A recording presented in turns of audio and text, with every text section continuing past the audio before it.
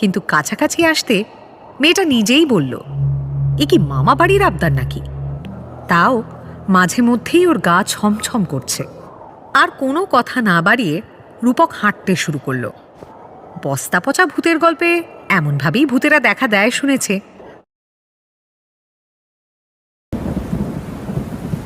পাহাড়ের রাস্তায় রূপক বেশ ভালোই হাঁটছিল। আচমকা বৃষ্টি এসে যাওয়াতেই সমস্যা হলো। পুরো রাস্তাটাই কাদা হয়ে গেল। কোনো রকমে পথটা যেন প্রাণে বেঁচে পেরিয়ে যায়।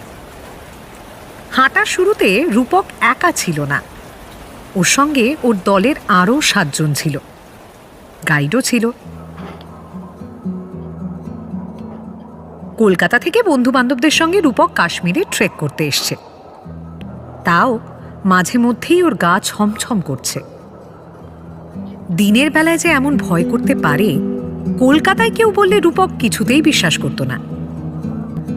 ওর মনে হচ্ছে পৃথিবীতে ও ছাড়া যেন আর কেউ বেঁচে নেই, কিংবা ও নিজেই বেঁচে নেই।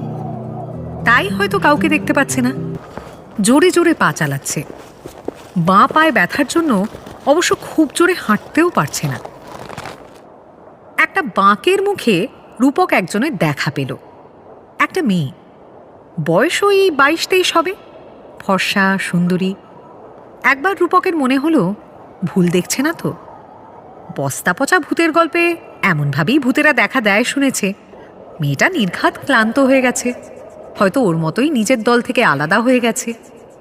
রূপক দূর থেকে কথা বলবে কি না বলবে না ভাবতে ভাবতে এগিয়ে আসছিল, কিন্তু কাছাকাছি আসতে মেয়েটা নিজেই বলল, এক্সকিউজ মি, আপনার কাছে একটু জল হবে? সুন্দরী মেয়ের আবদার এমনিও রূপক ফেলতে পারে না। জলের বোতলটা এগিয়ে দিল। ঢকঢক করে খানিকটা জল খেয়ে বোতলটা ফেরত দিতে দিতেই বলল, আপনার কাছে তো নিশ্চয়ই খাবারও আছে, দেবেন একটু? খুব খিদে পেয়েছে। এবার রূপকের মাথা গরম হয়ে গেল। এ কি মামা বাড়ির আবদার নাকি? এত দূরের রাস্তা, ক্যাম্পে পৌঁছাতে এখনো কম করে 6 কিলোমিটার হাঁটতে হবে, জল খাবার কিচ্ছু নেই। রূপক প্লাস্টিকের বড় টিফিন কৌটোটা তবুও এগিয়ে দিল। টিফিন কৌটে ডিমের কুচি দেওয়া ভাজা ভাত ছিল। তারপর টপাটপ কয়েক চামচ খেয়ে নিল। খেয়ে আবার টিফিন কৌটো ঢুকিয়ে রাক্সাকটা গুছিয়ে নিল।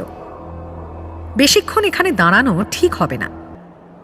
আপনি কি এখন এগোবেন? না, আমি আরেকটু বসবো। আর কোনো কথা না বাড়িয়ে রূপক হাঁটতে শুরু করলো। এতক্ষণ হাঁটলেই পায়ে একটা ব্যথা খচখচ করে লাগছিল। এবার হাঁটতে শুরু করার পরেই দেখল ব্যথা প্রায় নেই বললেই চলে। আর কোনো দিকে না তাকিয়ে ওই রাস্তায় প্রায় দৌড়াতে শুরু করলো। বেশ খানিকক্ষণ এগিয়ে দেখল গাইড ভদ্রলোক বেশ গল্পবাজ মানুষ, একেবারে আসর বসিয়ে দিয়েছে। রূপকও গিয়ে আসরে যোগ দিল। গাইড বেশ গম্ভীর স্বরে বাকিদের বলছে, এই আজকের পথটা খুব একটা সুবিধের নয়। অনেকজনই এই রুটে নিখোঁজ হয়ে যায়, কোনো খোঁজ খবরই পাওয়া যায় না।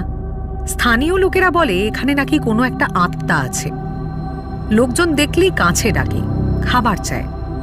তবে বহু বছর আগে একজন দলছুট হয়ে না খেতে পেয়ে মারা গেছিল, এটা একেবারে সত্যি কথা। খবরও হয়েছিল এই নিয়ে। এসব শোনার পর রূপকের বুক ঢিপ ঢিপ করতে শুরু করে দিয়েছে। ও কি সেই ভূতের পাল্লায় পড়েছিল তবে? যাক বাবা, খুব বাঁচান বেঁচে গেছে। হাসতে হাসতে একটা সিগারেট ধরাবে ভাবছিল।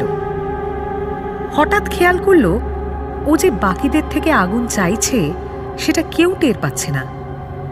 ও যে পাশে বসে আছে সেটাই যেন কেউ জানে না। ও কি তবে